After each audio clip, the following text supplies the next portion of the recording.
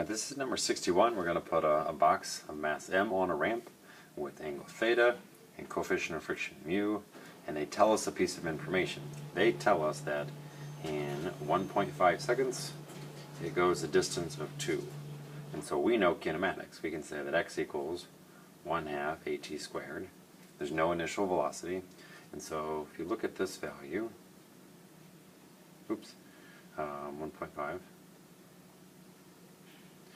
we get an acceleration that's 1.78 meters per second squared. So we know what the acceleration rate was.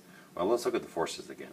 If you look at the forces, drawing a free body diagram, we have mg down, we have the normal force, which is normal, right, perpendicular to the surface, and we have the force of friction that's going to oppose that motion. Okay, in our tilted coordinate system, we have down the ramp, which is x hat. We have mg sine theta down the ramp minus the force of friction up the ramp, and that difference is going to cause some acceleration down the ramp. In the y direction, we have the normal force versus mg cosine theta, and that equals 0 because our box says no acceleration in this direction. We are going to remind ourselves that the force of friction is equal to mu times the normal force.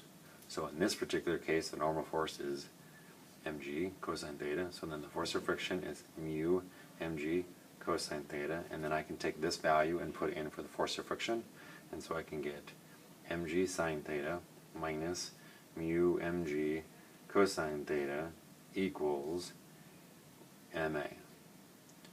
Okay, and if you look here, all these then are known values. First of all, you should notice that the mass cancels out.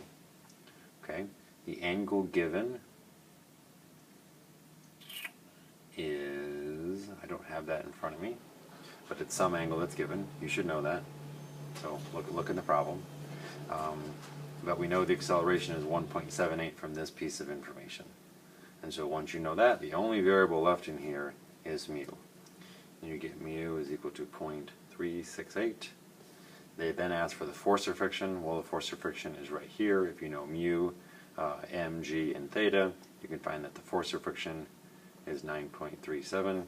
And I think they even asked for the velocity at that moment. And so the velocity is equal just at. And again, once you know the acceleration and the time of that 1.5 seconds, you can figure out 2.67. Must have been that.